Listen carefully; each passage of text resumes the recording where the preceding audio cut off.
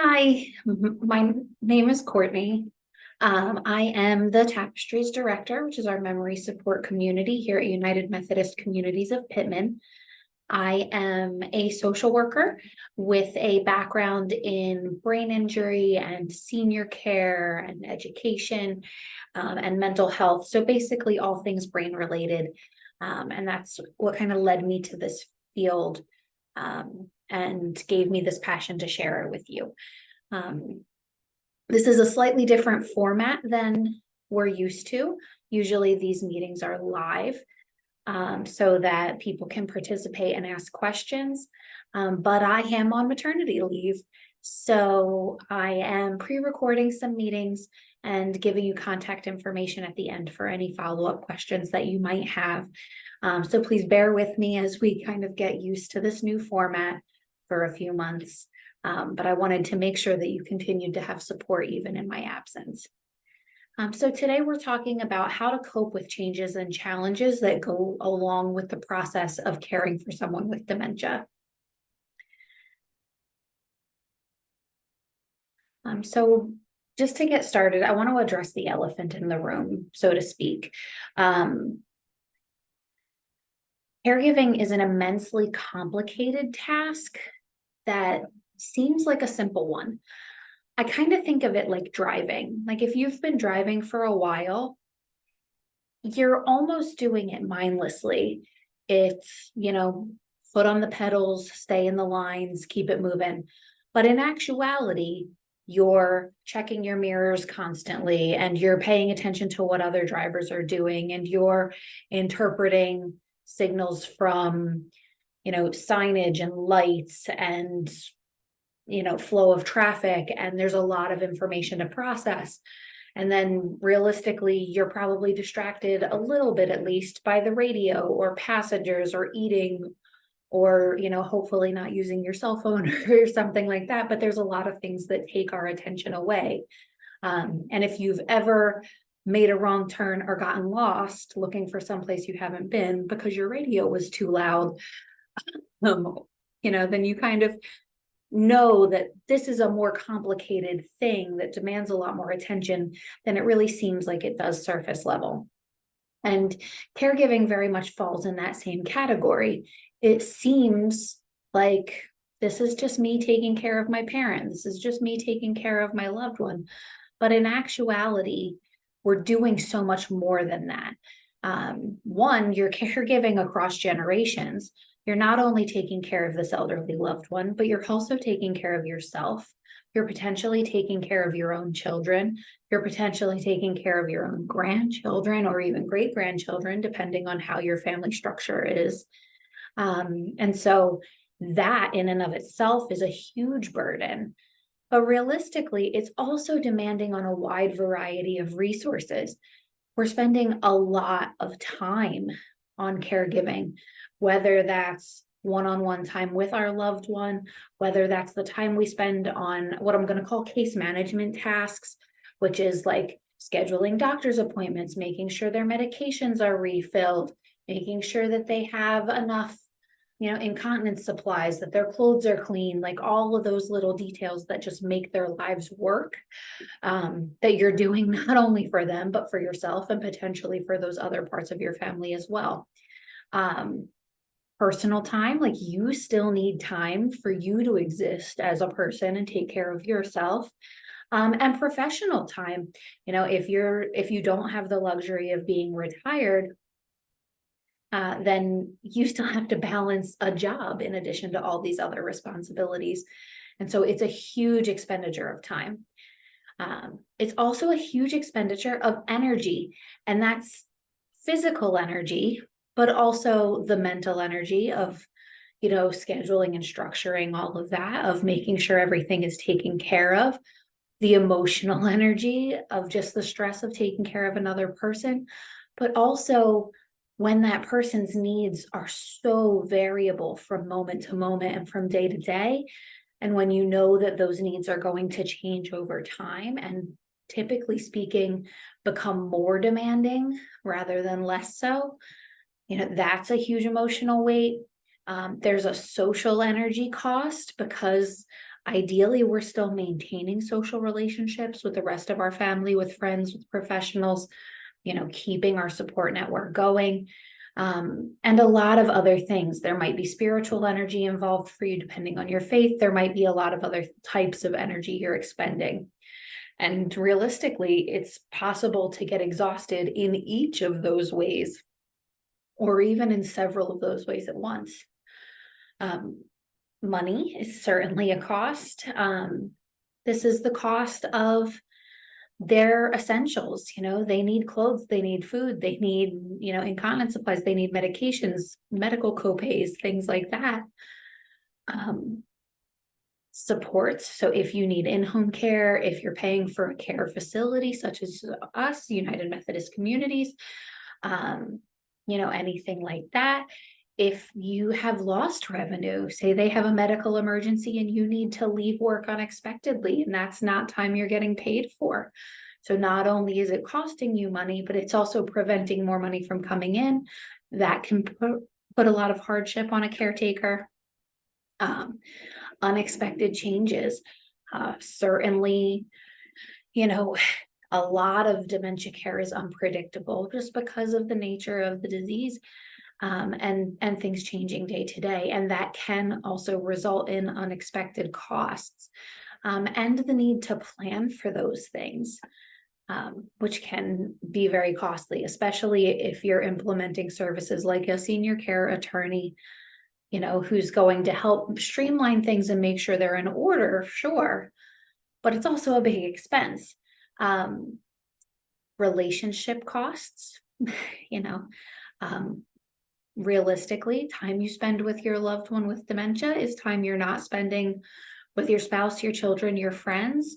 Or if it is time that you're able to incorporate, that's great, but that can have its own demand, particularly when you and others disagree on what's right for that loved one.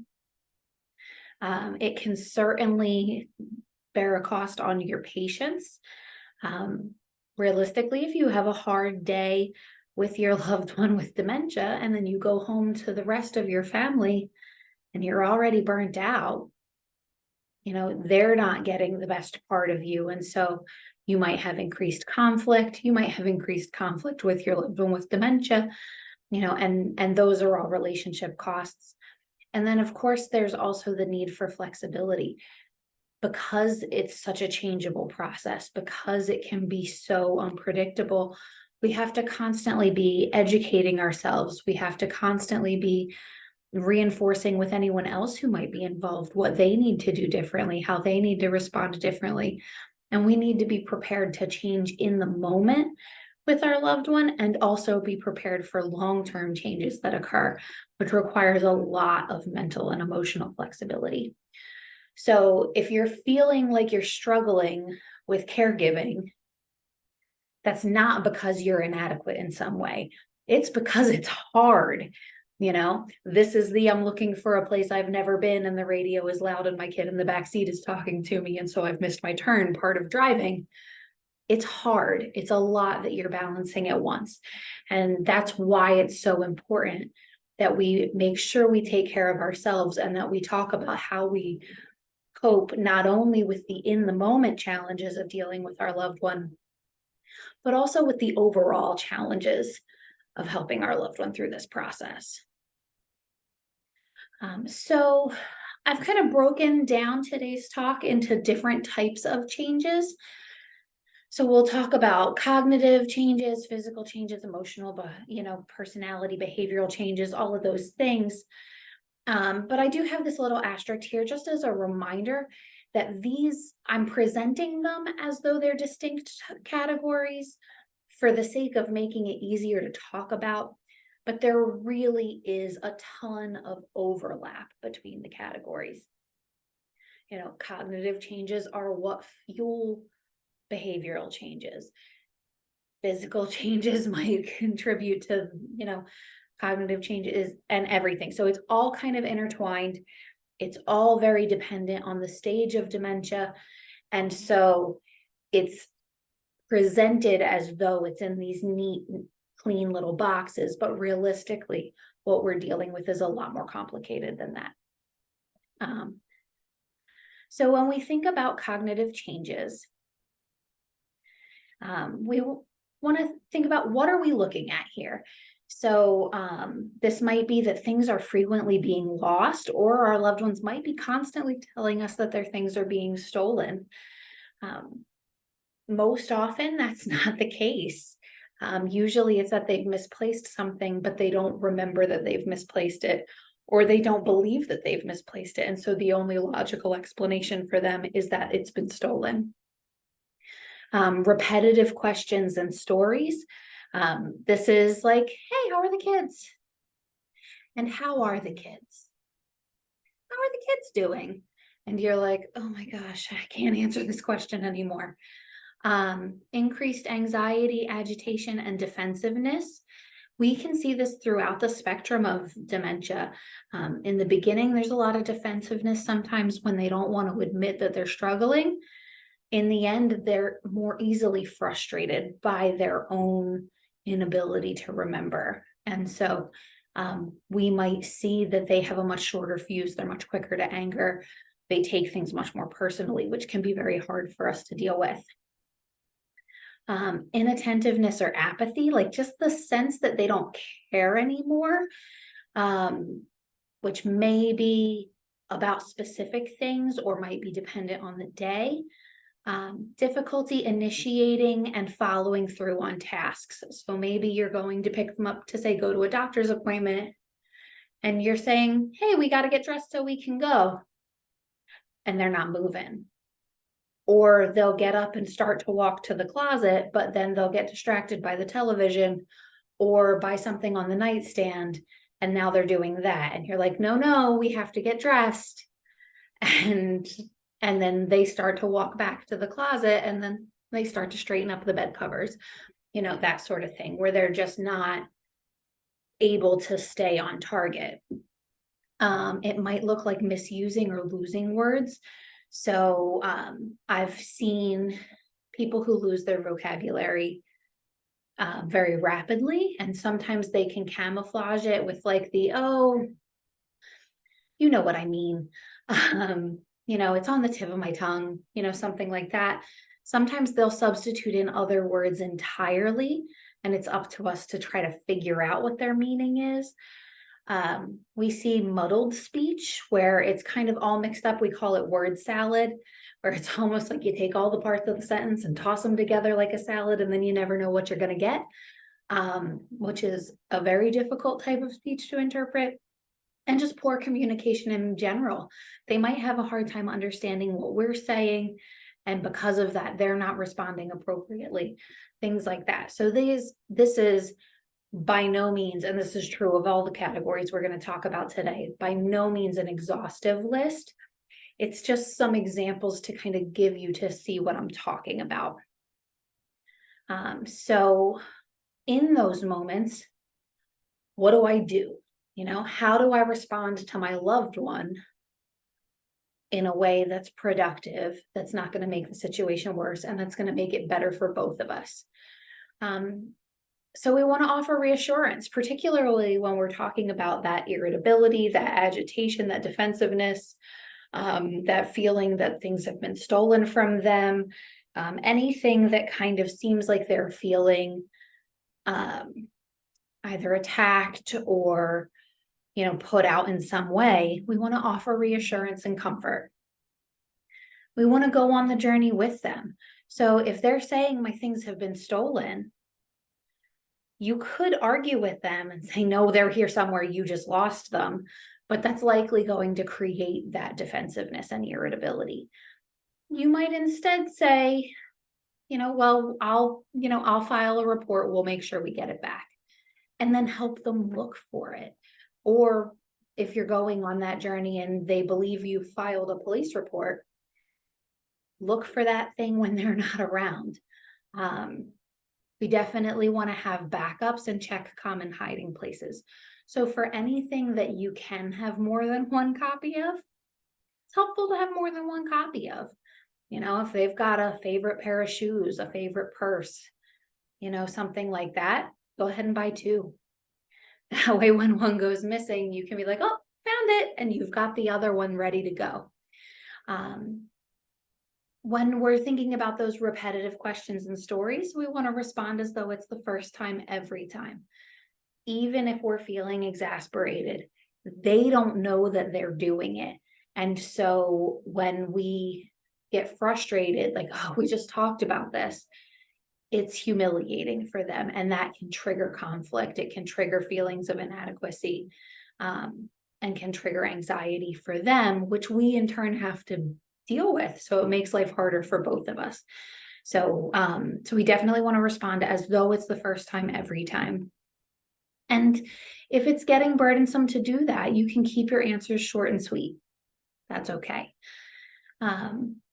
When they are, getting agitated, when they are having that inattentiveness, when they are struggling to follow through with a task, we want to offer gentle reminders in a conversational tone. Again, here we're focusing on dignity. We don't want to embarrass them, because that's going to make them more distressed, which is going to make them less able to, to accomplish what it is that we want them to do.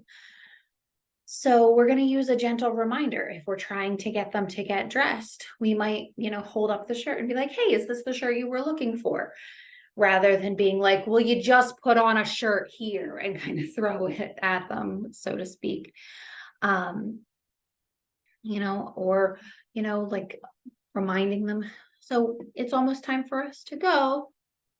Can I help you find your shoes? Like those sorts of things, where we're making it casual, even if we are still giving them constant reminders of what it is they need to be doing.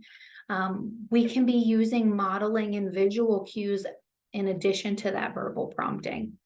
So, so modeling might be, if you need them to put on their jacket, you're putting on your jacket at the same time. Hand them their coat, pick up yours, put on yours, so they can see you do what it is you want them to do. Visual cues might include, like I said, holding up that shirt, holding up that pair of shoes, whatever it may be, so that they're not just having to conjure a mental image of what you're asking, which takes a lot of mental energy for them, but they already have it there. It's a lot easier to see a pair of shoes and know what to do with it than it is for them to be like, shoes. Right. Okay. And then know what they have to do with them. We're asking a lot more of them in those moments. We definitely want to be patient and allow for time. This is both in terms of asking them to do things, but also in terms of asking them to understand what we're saying to them. It can take people in the later stages of dementia as long as 90 seconds to respond to a simple sentence. 90 seconds is an eternity of dead silence. I think the average, like when you have one of those natural lulls in conversation where everybody is suddenly like, ooh, that was weird. Usually maybe 3-4 seconds. 90 seconds is an age. It's a really long time.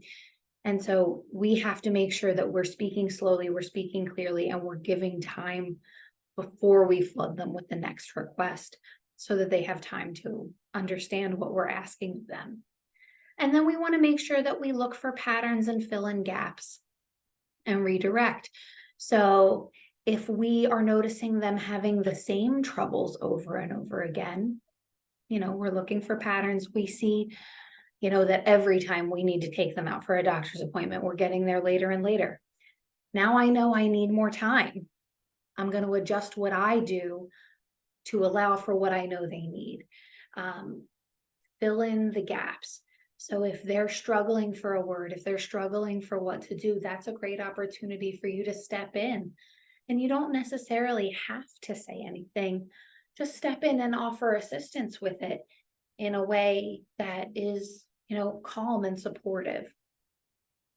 And redirect. So especially at times when they're agitated, we might want to take a different approach and take a step back if we have the ability to do so, and change gears, because whatever it is we're asking of them, whatever it is they're doing in that moment is contributing to their frustration. So if we can change the tone, whether that's we change topics of conversation, whether that's we try to get them involved in something, whether that's we offer a snack, we turn on some music, whatever the case may be. We're going to redirect so that they have something positive to focus that energy on. All of that is going to make those in the moment hardships easier, both for them and for us. So then how do we cope with it? Because it can be very frustrating and it can be very challenging. One, we want to remember that it's symptomatic, not manipulative, particularly when we see, aggressive behavior or agitation, frustration. I've seen a lot of our residents use like passive aggressive language towards their loved ones that families can take very personally. And it's really not about you. They're not angry with you. It's that they're frustrated and they're trying to protect themselves. Same for when we see them struggling with things that they used to be able to do, like putting on their shoes, like going and getting their jacket from the closet. They're not doing that because they want you to do it for them. They're doing that because they truly cannot remember what it is they're supposed to do or how to go about it, or they may not even remember what you've asked of them. So it's not that they're trying to be manipulative. It's not that they're trying to be difficult. It's that the changes in their brain have really changed their ability. And it can be helpful for us to keep that perspective. It just feels a lot less personal when we do. We can use humor. This is a great coping skill. When they've asked the same question for the 45th time, you're going to do a lot better with responding to it if you can kind of laugh it off than if you're like every time. Just because we use humor does not mean we're laughing at them. We certainly don't want to laugh in their face, but it's a way for us to frame things in a positive manner. It doesn't mean we're demeaning the situation. It's just a means of changing the way we look at it so that we can be more positive. And to that effect, we want to focus on positives. We want to try to focus on the things that our loved one can do, on the abilities they still have. We want to focus on what's going well. We want to focus on what we've learned and how we can support them better. All of those things that are within our control and that we do have to be grateful for, so that the negative stuff seems less bad. Just kind of by nature, as people, we're programmed to focus on the bad things because you can't fix a problem you can't see. So our brains are attuned sometimes to the more negative aspect of things. We have to make a conscious effort to balance that by focusing on the positive. Otherwise, we're going to feel negative all the time, and that's not great. We want to create opportunities for success. So that's when I talk about that, looking for patterns and then adjusting your routine to them. That's exactly what I'm talking about. If you know it's going to take them 40 minutes to get ready, don't show up 20 minutes before the appointment. That's setting yourself up for failure. You want to give ample time. You want to, set out the items they need so that if they're getting dressed and you've pulled out a couple of shirts, a couple of pairs of pants for them to choose from, they're seeing, oh, I need this, oh, I need this, and it's triggering them to go forward and do what needs to be done, rather than constantly relying on you to do for them or to remind them. Create opportunities for success. We want to put ourselves in their shoes. This is both from an empathy perspective and from an understanding perspective. When we're the ones dealing with it, it can be very easy to get trapped in our own head about how hard this is for us, especially when our lives have other challenges going on, because there will be times when your life is hard, regardless of what's going on with your loved one. So this is partly about taking that step back and remembering, as challenging as this is for you, you're not the one going through it. They're losing who they are and what they're capable of a little bit of every day. That's, kind of humbling when we can put it in that perspective. And it can help us keep a better mindset. You know, these are challenges you're facing, and I don't want to undermine that, but they are challenges you're capable of facing, where they're losing their capacity every day and needing more help every day. And for a lot of people, that's very difficult to reconcile with who they are. This is a generation of like independent go-getters who have been through some stuff. You know, they've been through the Depression, world wars, all that stuff. And for them to suddenly be incapable is very hard for them. And so then the other aspect of putting yourself in their shoes is we have to remember that we don't think like they do. As the brain changes, it finds new ways to accomplish the same goals because it has to. That's actually the brain doing its job, even as its resources are getting very limited. And so when they're saying things like, oh, my stuff has been stolen, they're trying to reconcile the fact that they know something is gone. And so when we think of something as being lost, we're looking in places that make sense to us. If you've ever misplaced, your television remote, which is a very common thing to get lost, you're probably checking sofa cushions and end tables, things like that. But for them, they might be thinking, this is something really important to me, so I need to put it in a safe space. And a safe space for them is not the same as it slipping down between the sofa cushions for you. It might be under their mattress. It might be tucked away in a nightstand drawer, so we have to think about where we look for things differently. Same with if their language starts to get confusing. We have to try to think about where is their mind to help us figure out what it is they're trying to convey to us. And so that can be very challenging, but we do want to try to put ourselves in their shoes in that respect too, and think the way we think they're thinking, which takes some trial and error. So it's okay if it takes you a while to get that right. And then we want to attend to personal cues and set limits. So when I say this, I mean our own personal cues. We certainly want to pay attention to them. And if we see that they're getting overwhelmed, we may need to switch gears just to reduce the likelihood of conflict. But we also need to be looking internally. And if you recognize that your patience is really short, if you're having a really hard time, keeping that calm conversational tone, keeping your cool, it might be time to cut that visit short, reschedule that appointment, whatever you have to do, and set a limit for yourself so that you don't lose your temper, because that's going to make the situation worse for both of you.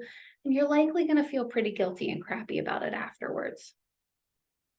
So if we can get ahead of it, recognize that we're having a hard day and maybe this isn't the right time for this, and step away and give yourself the permission to step away, it's okay to do that. And it's going to be better in the long run for everybody if you do.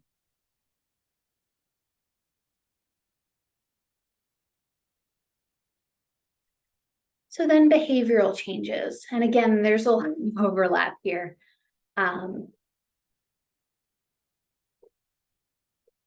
So one of the common behaviors that we see is wandering, taking things that don't belong to the person. Maybe they're going into someone else's room. They're insistent, this is mine. Doesn't matter how personal the item is. I've seen residents find other residents' dentures and be like, oh, I've been looking for these, even when they don't wear dentures. So again, not necessarily what we would think of as a logical process there.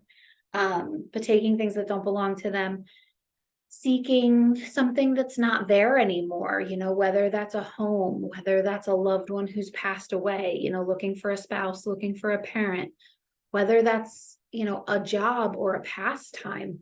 We see a lot of residents like, oh, I need to get to the bus station. I've got to be to work at 9 a.m. And they've been retired for 40 years. But they're focused on that, like, I need to go. Pastimes, picking up the children, making dinner for them. They may look at you as their child, and maybe you're in your 40s, 50s, whatever, but in their mind, you're still 7 or 8 years old. And so they don't recognize you as their child because they're looking for a small child and thinking they need to take care of them. And there might be some like cognitive dissonance or some, a mental or emotional distress that goes with that, especially as you're saying, like, no, mom, I'm your son, no, no, dad, I'm your daughter, kind of a thing. They might become increasingly argumentative or accusatory or combative. We especially see this in matters of care. So whether that's you're trying to get them dressed, you're trying to get them cleaned up, or you're trying to make a decision for them that, might be medically necessary, like, we need to get you to the doctor, we need to do this test. And they're saying, like, no, I'm fine, I don't want that, kind of a thing. It often happens in the face of a control issue, when it's something that they want to be in control of, or we recognize that we need to take over because they don't understand the severity of the situation. But they can become very argumentative and accusatory at that time. And sometimes they can become physically aggressive.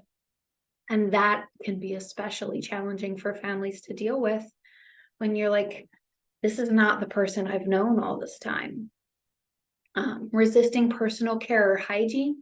So this may be up to and including that, like, no, get away from me, where they're being physically resistant, but it might just be that they don't care anymore. And you're like, ooh, mom, your breath really stinks. You haven't brushed your teeth in a week. And they're like, well, I'm not going anywhere. Why bother? Kind of a thing, especially if that's not how they were their whole lives. That's very hard for a lot of family members. And sometimes we see inappropriate or embarrassing behaviors. And this is especially if you're taking your loved one out into the community, if you're taking them to see family they haven't seen in a while.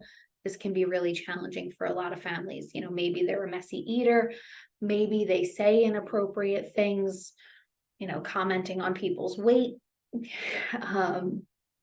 for example, and you're like, can you please stop saying that so loudly? You're going to upset somebody. We might see inappropriate touching, grabbing, things like that. It's a part of the process of the brain changing. There's a loss of inhibition. There's a loss of understanding of social constructs and what's right. And so what do we do in that moment? So if we're experiencing things like wandering, we want to create safe spaces for them to wander, reducing tripping hazards, making sure pathways are clear, that things that they could get into that might be harmful, or things that are important that we don't want them to mess with are kind of put away, neatly and safely, that sort of thing. We want to be using distraction and redirection. So we want to give them something productive to do with that energy. If they're, wandering and rooting through stuff, maybe hand them a basket of laundry and let them fold it. Give them a box of tools and let them sort it. And we've given them something productive to do with that energy and with that mental space that they're in. Redirection is that we're going to try to give them something else to do. Hey, why don't you come here and help me with this? Or, hey, let's go get something to eat. Oh, your favorite TV show is on, like that sort of thing. If they're taking things that don't belong to them, if you can redirect them in that moment, like, oh, I think that actually belongs to Sue. Here, I'll make sure she gets it back. Great. Again, not accusatory, not you took that as yours, give me that. But, that more conversational, casual tone. If that works, excellent, go with that. But if that doesn't work, wait till they're distracted or wait till they're doing something else or in another space and then go back and get the item and return it. It's okay to do that. And less likely to create a conflict when you do. If they're seeking a past home, a past loved one, things like that, we want to go on the journey or reminisce with them. So when I say go on the journey, that might mean like, oh, well, you're going home in about an hour. Your ride will be here in a little bit. In the meantime, let's do whatever. Go on the journey might be, oh, mom's at the grocery store and she'll be back in about an hour. She'll be back around 2 o'clock, whatever the case may be. Something to that effect. You might also try using it as a reminiscence opportunity. So they're looking for work. They're looking for mom. Oh, tell me about your mom. Oh, tell me about your job. What kind of work do you do? How long have you been there? How did you get that job? What do you like about it? Like those sorts of things. Open-ended questions, not questions with concrete right answers. Because if we give them, yes, no questions that are right or wrong, if they don't know the answer, they're more likely to get frustrated. If we make it like, oh, what do you like about work? Or like, what is your favorite thing about mom? Tell me about mom. In a general sense, it leaves a lot more wiggle room for them to fill in the answer to make sense to them. Again, creating that opportunity for success.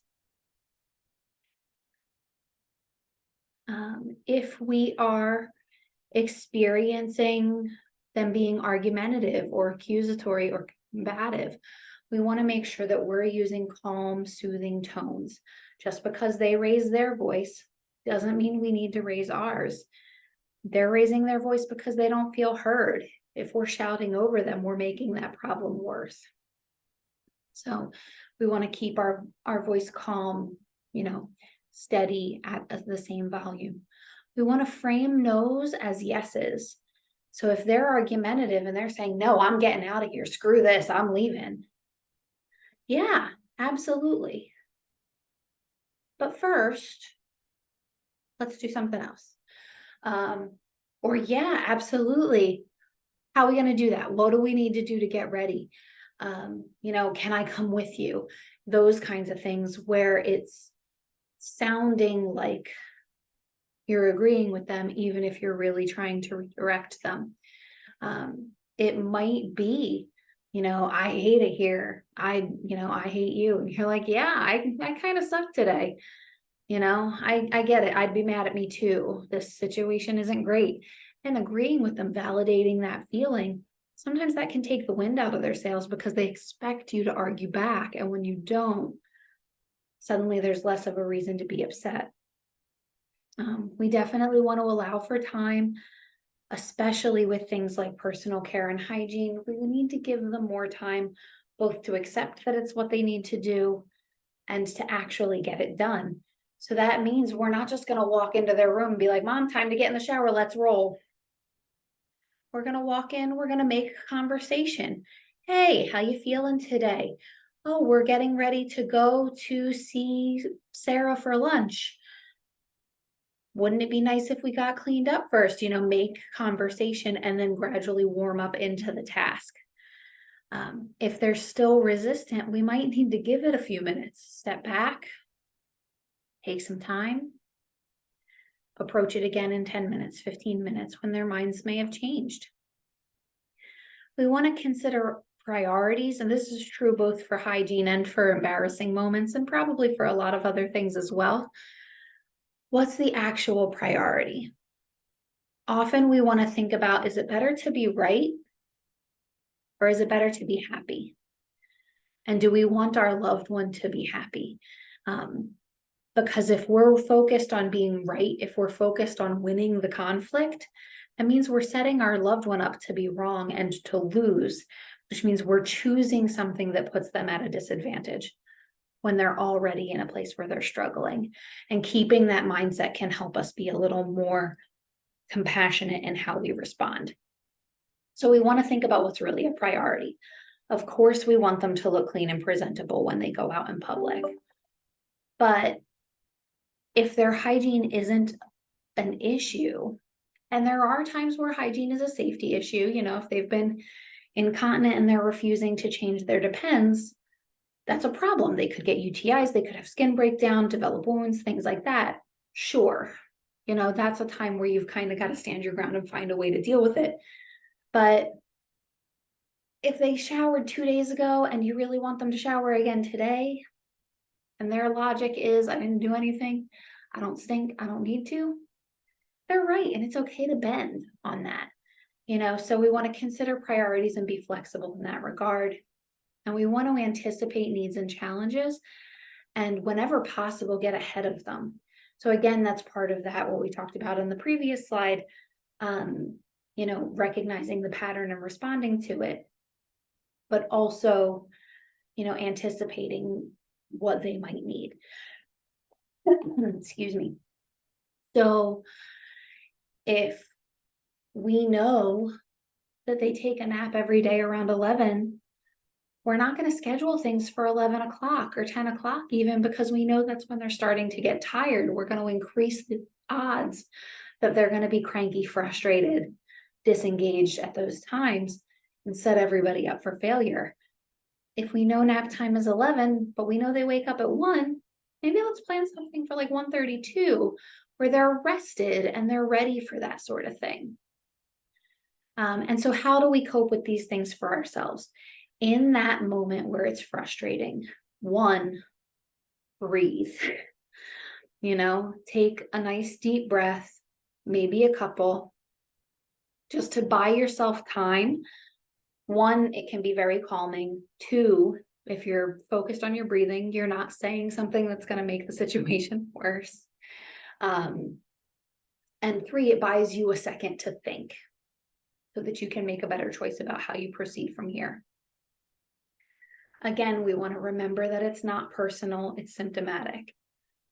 That can be especially difficult when we're thinking about that accusatory argumentative behavior, especially that combative behavior, inappropriate behavior. They're saying stuff that's hurtful or doing stuff that's hurtful or weird.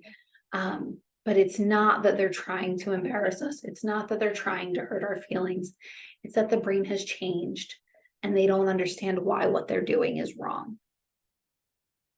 We want to manage our expectations and again, create opportunities for success.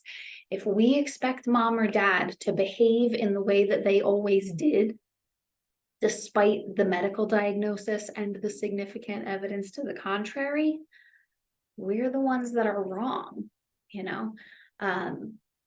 So we want to make sure that we're adjusting our expectations of what's realistic as their needs and abilities change, because if we have a more realistic expectation, we reduce our opportunities to be disappointed.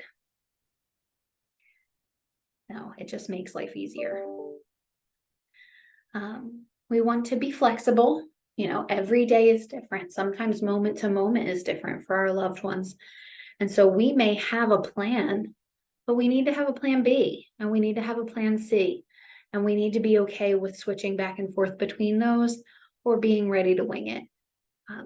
If we are very rigid, if we have this concept, again, this is part of managing expectations. If we have this concept of this is exactly how this day is going to go, when it doesn't go that way, we're upset about it. And we kind of did that to ourselves, because do you ever really know what the day is going to bring? I mean, think about your job, your personal life. How many times do you make a plan and then, get through it and realize like, ooh, that didn't work. So the same is true with our loved ones. We've got to have that plan B and plan C and be willing to run with them. Again, using humor. Humor is immensely powerful. And often if we take a step back from the situation, it's much easier to find it funny. It's kind of that dynamic that happens. Sometimes you have a really bad day and the next day you can look at it and be like, that was so ridiculous. Why did I let it get to me so bad? And we're better able to laugh it off. Same basic principle here. We just need to get a little bit that emotional distance, and then we can find the bright spots. We can find the humor. If we can't find the humor, go ahead and let it out, vent it out, not to your loved one, not in front of your loved one, but find your comfort people that you can vent to. And if you need to, on the ride home or after, the situation's over, in your moment of downtime, give them a call, spend some time with them, go get a cup of coffee, whatever you got to do, and vent. Go out in the car, turn the radio up and scream at the top of your lungs if that's what you've got to do. If you need to cry, whatever it is, that's okay. Sometimes that's the best way to get through to feeling better again. We definitely want to make personal time. I think one of the biggest challenges for caregivers is that we dedicate so much time to our loved one that we forget to make time for ourselves. And that is so critical. If you feel like you're constantly living for everyone else, you're going to get resentful and it's going to make things worse. So there needs to be time for you to do things that are important to you, to do things that make you feel happy, comfortable, safe, fulfilled, whatever's important to you. Whether that's, just like 20 minutes of quiet time, or whether that's, I need to go out to lunch with my friends once a week, or, any number of a million other things. Make that personal time. Set those boundaries. It's okay to not be dedicated to your loved one 24/7. It's not realistic to be to be at someone's beck and call 24/7. We can't give them our best if we're not at our best. So set the boundary. If they say something that makes you uncomfortable, if they do something that makes you uncomfortable, it's okay to say, you know what, you're having a hard day. I think we're going to try again tomorrow. And, and go. That's all right. And give yourself the grace and the permission to do that. It doesn't make you a bad child. It doesn't make you a bad caregiver. It makes you a person. And we are able to give better and do better for our loved ones when we're in a better space.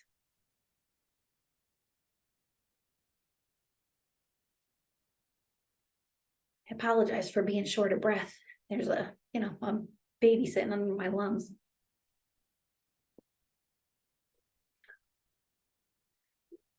So physical changes. These can be some of the hardest because a lot of the mental changes that come with dementia, we can't see. And so sometimes that means that they're a little easier to deny, a little easier to kind of pretend aren't there or to work around. Physical changes tend to remind us of our loved one's mortality, and that can be very emotional. So physical changes for hygiene or lack of interest in their appearance. This is especially hard if your loved one was always one of those people that took a lot of pride in their appearance. Their hair was always done. They were always dressed really well. And now they don't care if they get out of their pajamas. That can be a really hard thing for a lot of families. Reduced appetite or weight loss. Reduced mobility or increased falls, often both. They're having a harder time getting around. Their balance is poor. Maybe they've taken a hard fall or two.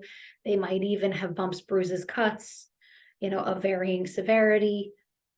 God forbid, broken bones, things like that. Because of that, that can be very challenging and very emotional to deal with. Sleeping at odd intervals or frequent intervals.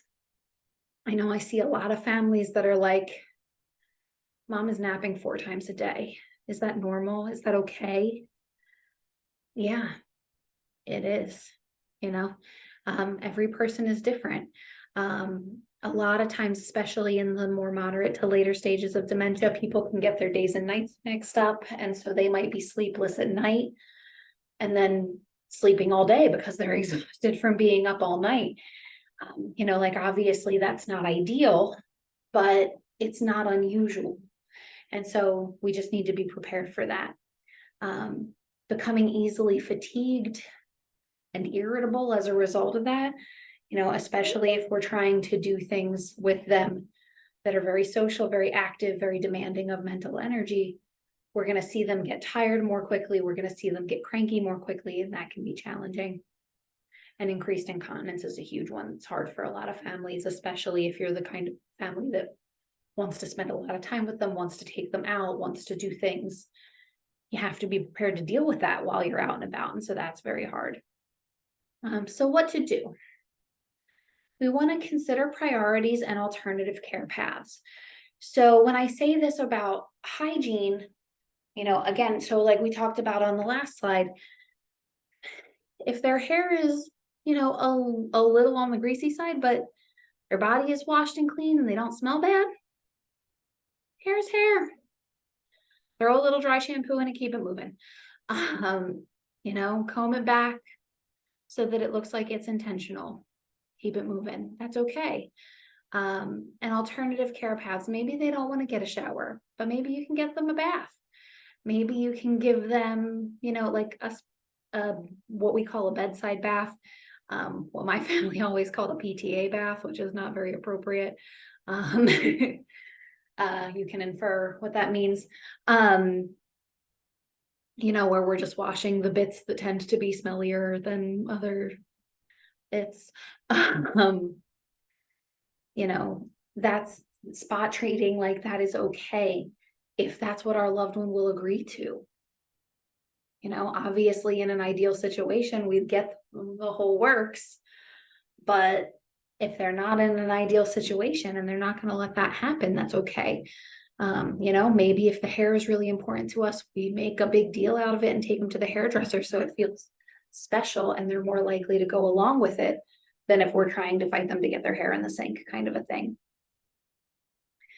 For reduced appetite and weight loss, we want to offer, food accommodations, and that might look like soft foods if they have trouble chewing, if they have problems with their teeth, if they have mouth pain, especially. We might want to lean towards things like ice cream, mashed potatoes, fish as opposed to steak, kind of a thing.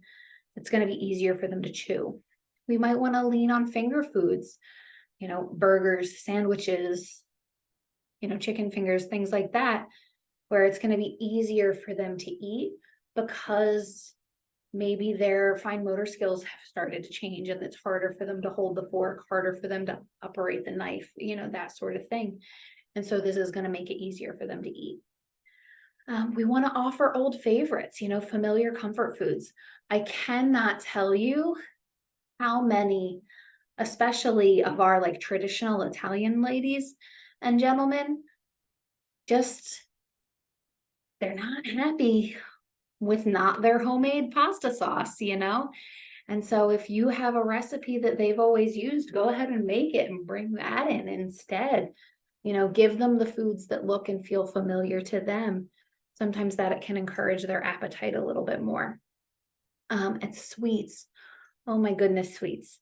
So I know that especially when we're focused on, we want our loved one to be healthy and happy for as long as possible, it can seem counterintuitive to give them a lot of junk food. But what really happens as we age is that our taste buds change and they become less sensitive and they die off. And so food tastes less good than it used to. And the things that stick around the longest are sweetness and temperature. So ice cream is really popular for people with dementia because they can still taste it and enjoy it and it still tastes the way it always did, where hot food might not do that. Savory food might not do that, and so sweets can be a great way to encourage them to at least get some calorie content in there, especially if weight loss is an issue. And this is going to sound weird, but we can also add sweetness to foods you wouldn't traditionally think of as being sweet.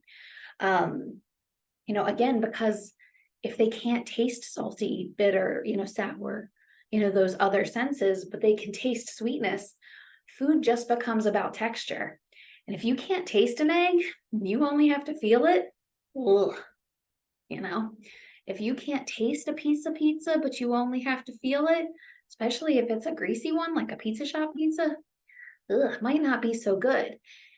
And so often that's why we see that they're not eating.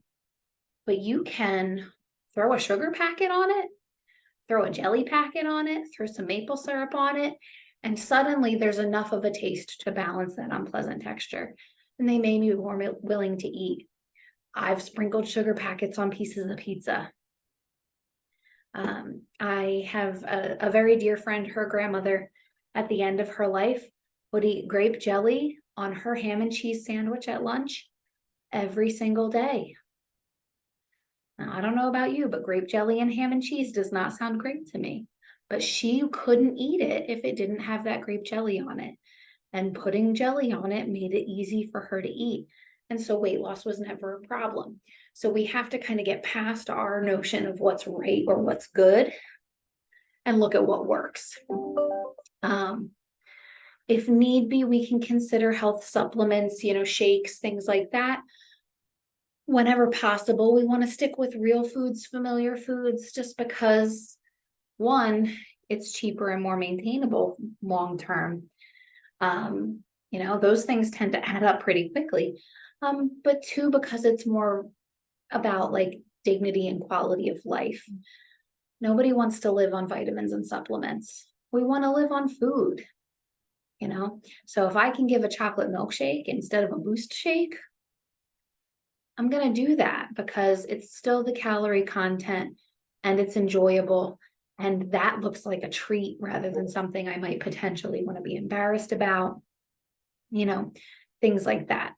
For mobility issues, falls, things like that, we want to consider whether physical therapy and occupational therapy is an option. Whether or not it is depends on a lot of factors.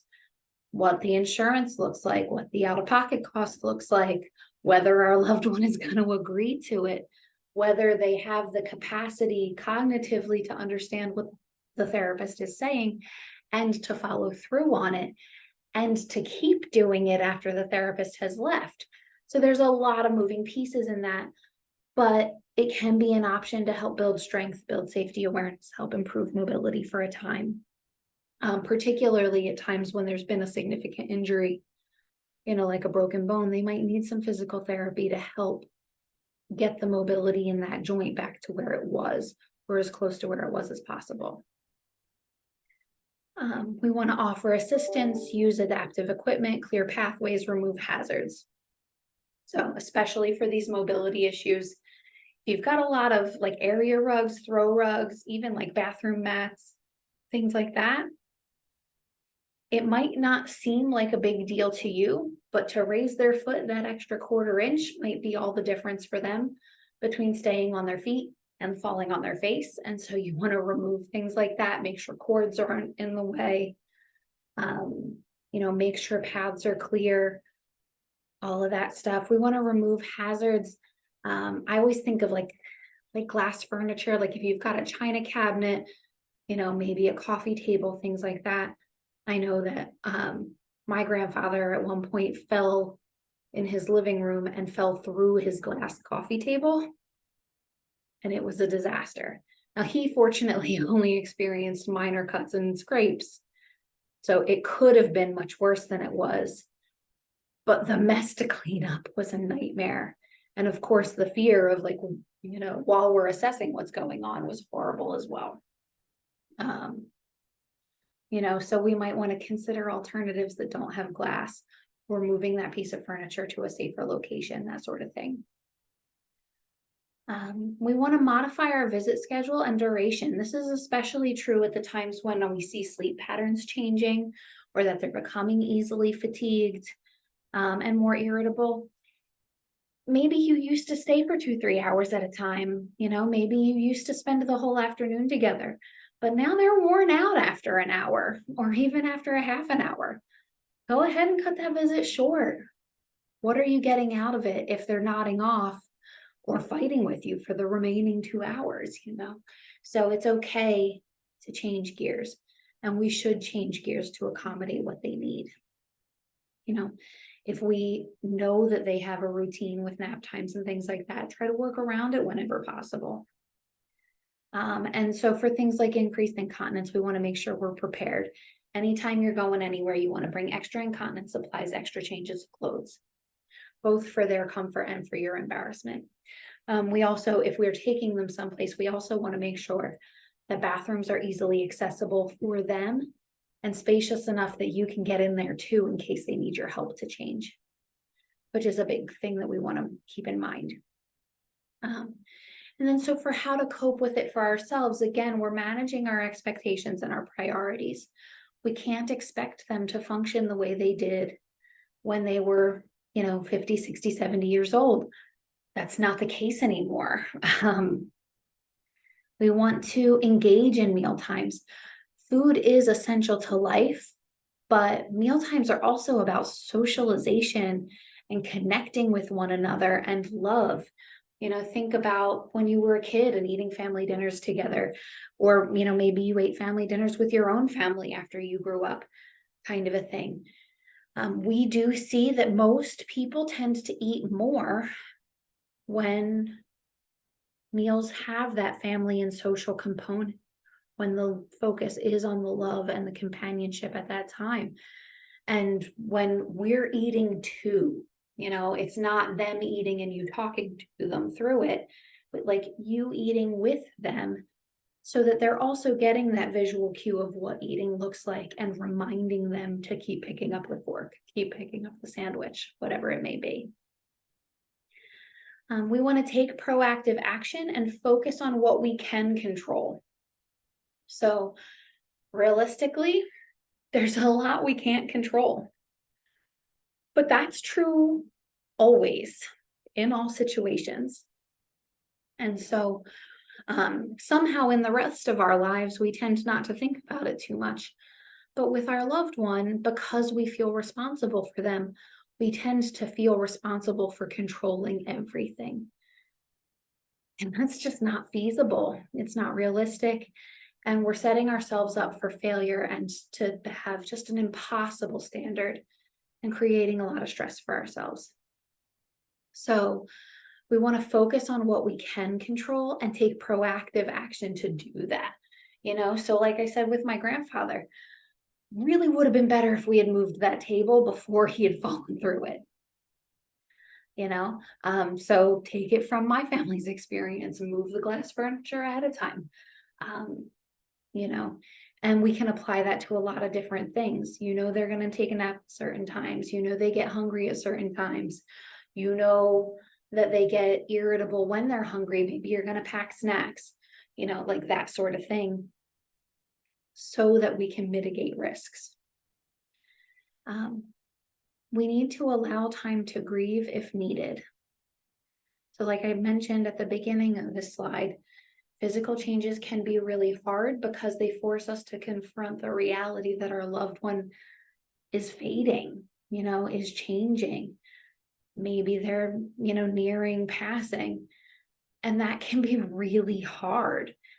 All of these areas of change can do that for us. It really just depends on who we are as people and how we think about things.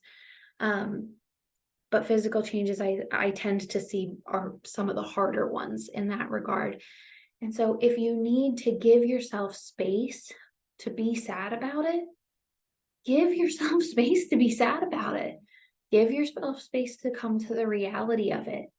Sometimes the only way out is through, and often with emotions, that's the case. I think a lot of us have a tendency to try to avoid how we feel, where, how can I distract myself? How can I keep busy? How can I, just keep pushing forward? And if that works for you, that's fine. But eventually those feelings are going to hit you. And sometimes the only way to deal with them is to just let them happen. You're not going to cry forever. You're not going to feel sad forever. It's going to be hard forever in different ways, but you'll get better at dealing with it. And so if you've ever experienced a loss of any kind, you already know that's true. And so this is a strange situation because with dementia, sometimes we grieve our loved ones many times before they pass. But that is normal. And so if that's how you're feeling, go ahead and give yourself the space to do that. And seek support and assistance. You don't have to do this alone. Whether that's seeking emotional support, from a therapist, whether that's having, a friend, a loved one, maybe a sibling you're going through this process with to vent to. Maybe it's a support group. Maybe it's, these meetings and just knowing that this experience is normal. We do offer other support group meetings as well. There's tons of support options, online. You can check out the Alzheimer's organization website. They've got lots of great resources. So those things are there, they're an option. Sometimes what I hear caregivers say is like, I don't have time for that.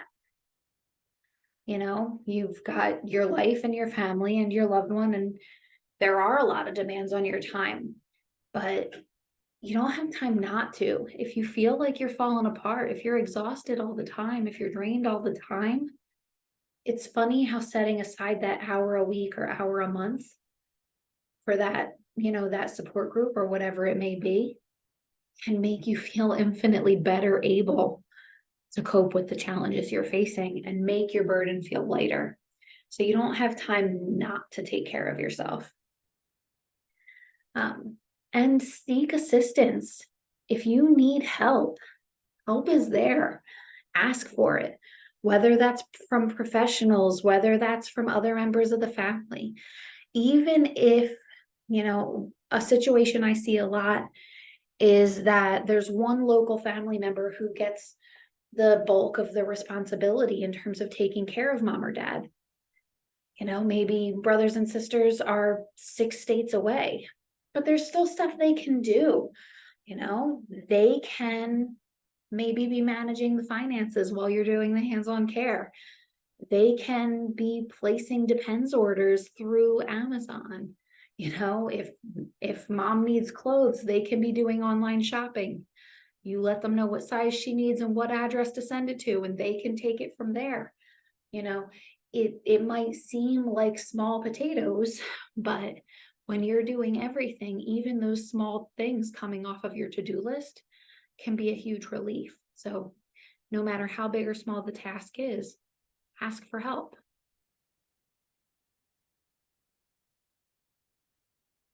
And the last one that we're going to talk about today is personality changes. And this is another one that's very, very challenging.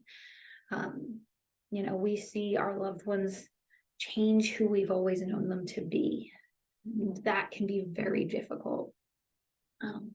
So we might see changes in their interests and priorities. Again, this is the person that always cared about their appearance that now just wants to wear pajamas all day.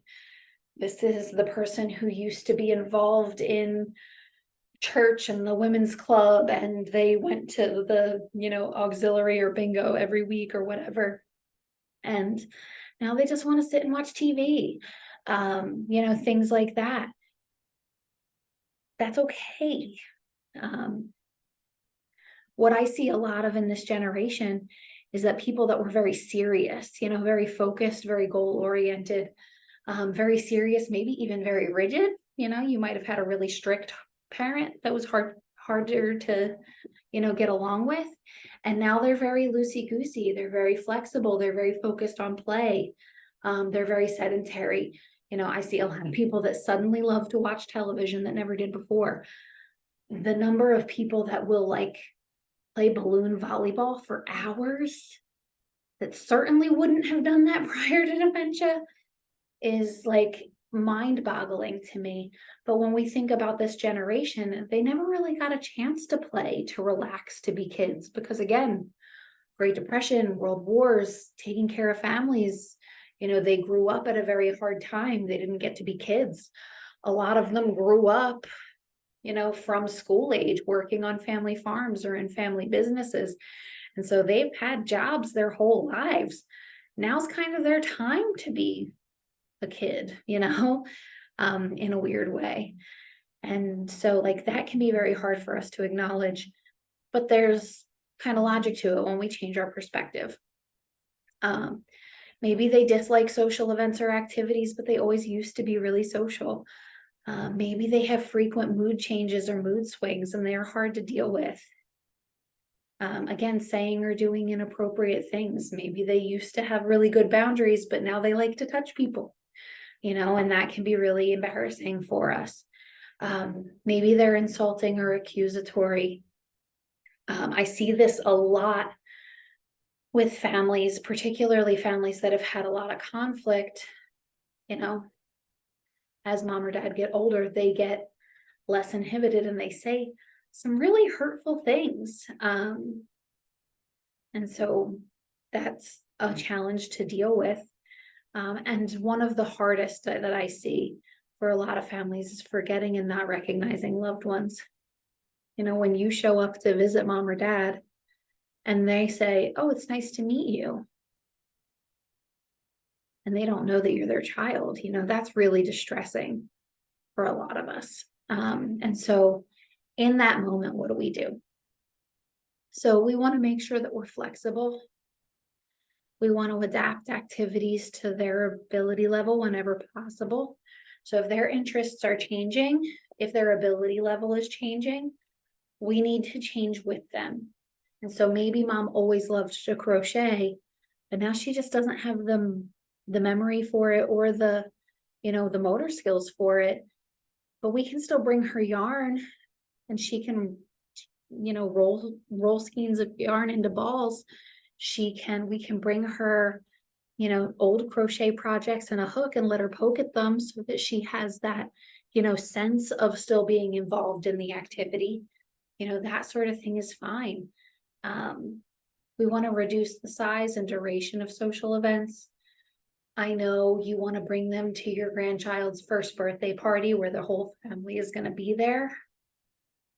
But if that's going to be too overwhelming and hard for them, you might end up ruining the time for yourself if you do that. And so that might mean you do a separate event, bring the baby to them. That might mean you show up a little late so they're there just for the birthday cake and the presents part. That might mean you limit your guest list a little so it's less overwhelming. Any of those is fine. All of those are fine. That sort of thing. We want to use redirection and proactive planning. So again, we're going to plan for the times of day when we know they're at their best. Afternoons and evenings tend to be hard for a lot of people with dementia. Nap times tend to be hard for a lot of people with dementia. We're going to plan around those things. We're going to make shorter activities, shorter outings. We're going to create opportunities for success. We're going to bring what we need, changes of clothes, snacks, medications, things like that, so that we have the best possible hope of making that situation go well. We're going to remain calm and go on the journey and acknowledge their emotions and recognize that might require apologizing. That can be a weird thing to do when they're the ones saying or doing something that seems messed up, but if they're being insulting or accusatory and it's about where they are in their head, it's not about you. They're not necessarily grounded in reality. And so if you're interpreting that as a real criticism, even though they're out of touch with reality, you're kind of doing yourself and them a disservice. So go ahead, play the role. Go ahead and apologize. I know we have one resident in particular that she was a businesswoman all her life. Her parents owned a business. She grew up and ran a business. She was the founder of a major charitable organization, and she oversaw it from the ground up. She's always been in charge. And so often she still believes that she is in charge, and she believes that nobody else is doing their darn job. And so there are a great many days when she comes to me and she's like, "You're doing a terrible job. You should be fired. You should be ashamed of yourself. This, and that." And she's got nothing but negative to say. If I fight with her, she's right. I'm doing a bad job, and so part of doing a good job in that moment means apologizing for disappointing her and asking her what I can be doing better and looking for opportunities to satisfy her need and to make her happy and to give her the sense of control that she's so clearly seeking in that moment.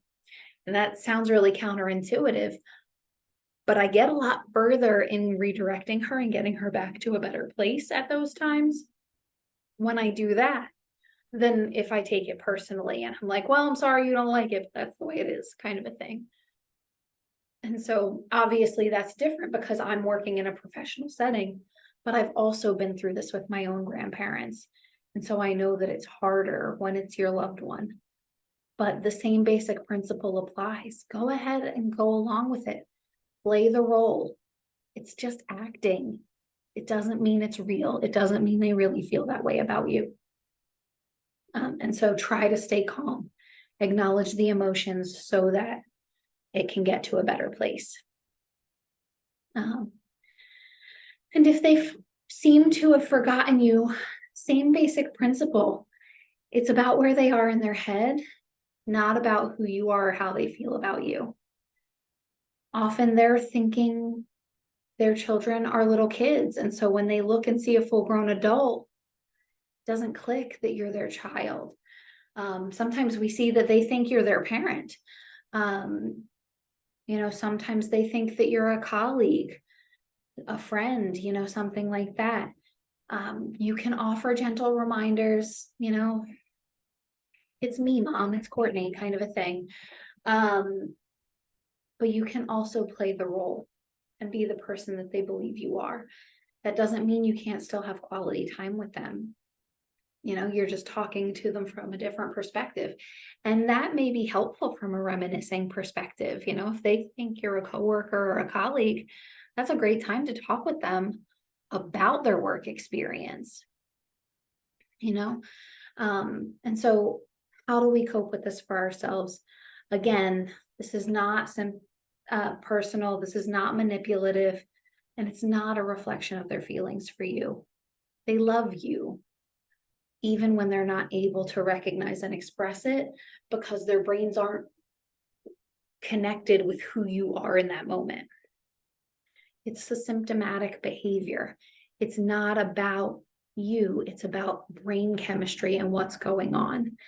And if you're telling yourself, well, if they loved me that much, the brain would still be there, you're kind of deluding yourself, because at the end of the day, the brain is kind of a lump of electric jello, It's a series of circuits that sometimes misfire and more frequently misfire. And so if we look at it from that perspective, it's a lot easier to take it less personally. Use humor when we can, use mindfulness when we can. Our loved ones with dementia are masters of mindfulness. They are only ever living in that moment because they don't really have the option of living in the future or living in the past. They're only right there at present. And so we want to try to take a lesson from them in that moment and focus on what's good about it, or how do we get it to a better place so that they can feel better and we can feel better. Create those opportunities for success. Allow yourself time to grieve if you need to. Again, this is hard. It is emotional, and it is okay if you need time and space to feel that. Let it out. Seek support. There's a lot more room out here in the world than there is inside of you. And so those big feelings, the more you bottle them up, the more pressure you create for yourself. It's kind of like shaking up a bottle of soda. Eventually it's going to explode, and you don't want that for yourself, and you don't want that for the people around you. So take the time to let the pressure off where you can and when you can, in a way that's safe and comfortable. And know your value and give yourself grace. So when I say know your value, especially as your loved one is insulting, is diminishing, is mean, maybe doesn't recognize you, whatever the case may be, it can be very easy at those times to feel like we've failed. It can be very easy at those times to feel like we haven't done enough. And if you are feeling that way, you have to take a step back and recognize, again, this is that lump of electric jello, changing the way its circuits fire. This isn't about you. What you are doing is valuable. You have been there. You have given them more time. You have gotten more time with them. You have made their lives infinitely more valuable for being present, for being willing to go through this journey with them, because it has not been easy. And you have to give yourself credit for that and know that there's value in it, even if they can't see it. Know that there's value in it, even if you can't see it, and give yourself the credit you deserve. Of course, they took care of you and you want to take care of them, and that's great. But there are plenty of people in the world that don't decide to do that. And so your decision to be present and to put up with all of this, and sometimes it is putting up with it because it's very difficult at times, says a lot about you and a lot about your relationship and a lot about your family values. And it's all good things. Even if you have bad moments, it's bad moments for a good cause. If you're worried about whether or not you're doing enough, that's proof that you're doing enough because you're trying. I kind of think of it like bad parents, bad teachers never question their parenting or their teaching. Bad drivers never question their driving. They think they're great. The people who take the time to reflect and who find opportunities for growth, who find opportunities for where they could do better, are the people who are already doing a great job. And you're one of them. So give yourself that grace, give yourself that pat on the back, and know that it's okay. You're doing the best you can with a hard situation. So just to kind of sum it up, we need to take care of ourselves in order to be the best we can for our loved one. We want to remember it's not personal. It is progression of a very, very complicated and sad disease. Excuse me. We want to remember, especially when they're being very hard on us, that we are their comfort person. They love you and they trust you. And sometimes that's why they treat you like crap. Realistically, they have to make a split decision every time they see a face they don't recognize on whether or not they trust that person and whether or not that person is safe for them. And if you think a person might not be a safe person, you're probably not going to treat them badly because you don't want to tempt them to do something hurtful to you. So if your loved one is being really hard on you, if they're venting their frustrations at you, if they're taking their anger out on you, it's because they know you're still going to love them anyway. It's because they know they can trust you. And that speaks volumes. So try to frame it from that perspective. Fall back on what you've learned. In those moments that are hard, take a breath, take a step back, maybe step out for 10 or 15 minutes and fall back on what you've learned, both about the person. You've been with them throughout this progression. You know how they've changed. You know what's worked and what hasn't worked. Try to do the things that you know have worked, and about your approach. Again, what's worked, what hasn't, what can I do? Sometimes those hard moments happen because we fall back on old habits and we forget what we've learned, and so if we can take that step back and reassess what we're doing, sometimes it can change what they're doing. Take a moment to refocus and reapproach. If you need a minute, an hour, a day, a week, whatever, just to get your head in a better space so that you can come back in a better place, do that. It's okay. Set boundaries. They are essential. You are not abandoning your loved one if you take a break. You are not being selfish if you take a break. If you continue to push yourself to put their needs first at a time when you feel like you're falling apart, you're not giving them the best of yourself. You're doing yourself a disservice, and you're going to end up resenting them for it. And that's not how you want to feel at the end of the day. So do what you have to do. If you need to draw a line, if you don't want them to speak to you a certain way, if you can't be in that room anymore, if you just can't do it today, whatever the case may be, that's okay. You cool down, you take care of yourself, you come back. That's fine. Let it out, whether that's having a laugh or a cry or whatever it is for you, screaming in the car, taking a long walk, whatever you got to do it. You've got to take care of yourself. If you don't take care of yourself and you fall apart, what happens to all the people you take care of? So, acknowledge the reality of the challenges you're facing. It's hard. It feels hard because it is hard. And if you remind yourself, like, oh, I feel like I'm failing because it's hard, that's a lot easier than being like, I should be able to do this. We want to focus on growth, not on guilt. If you are beating yourself up about what you are doing, you are cutting yourself down. You're kicking yourself while you're already down. It's not good, So we want to focus instead on what we're doing right and what we can improve. I call this the ice cream philosophy. We have a tendency as people to think if something can be improved, that must mean it's not good. But ice cream is always good. And ice cream can always get better because you can add stuff to it. Throw a little hot fudge, throw a little whipped cream, throw marshmallows, throw, sprinkles, cherries, whatever you like on top of it. Ice cream's good. It can get better. You are good. You can get better.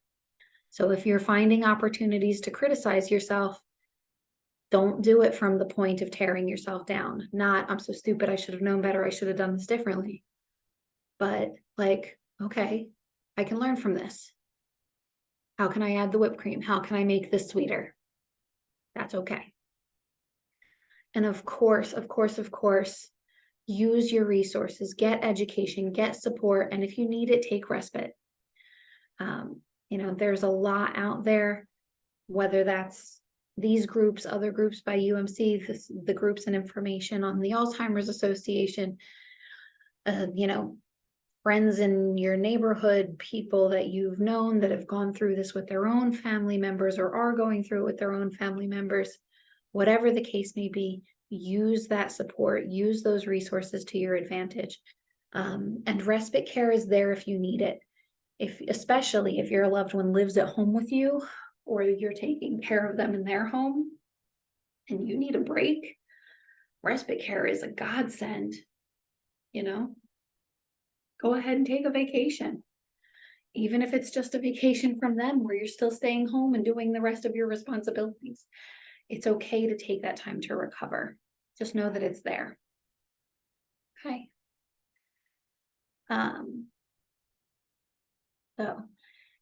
This is kind of a cheesy quote, but I just added it. Self-care means giving the world the best of you, not what's left of you. If you're constantly chipping away at yourself, you're constantly giving less and less of yourself to the people you care most about. And sometimes we need to think about it that way to remind ourselves it's okay to take a break, to take care of ourselves. I think I was thorough. I hope that you got something good out of this, even if it's only one small thing. But if you have any questions, unfortunately, as I mentioned, I am on maternity leave, so I will not be able to be there firsthand. So please direct any questions or comments that you have to Pam Garofolo. She is my direct supervisor. She is United Methodist Community's corporate director of tapestries. She is a wealth of knowledge and experience, especially about dementia. She's been through it in her own family with her own mother. She's been doing it professionally for, years and years. So she is an exceptional resource. And if you do have any questions or comments, you can feel free to contact her. Her email address is listed here. So thank you so much for joining me. I really appreciate you taking the time. I hope you found it helpful. And so I'll be continuing to pre-record meetings like this for the next few months, just so that you do have this source of support, even while I'm unavailable. And so next month, we're going to be focusing on some frequently asked questions about dementia medications and treatments. I get a ton of questions about dementia meds from families, a ton of questions about prevention options and cures and, what works, what doesn't. And so we're going to answer as many of those questions as possible. So, so be on the lookout to join us next month for that. And I hope to see you then.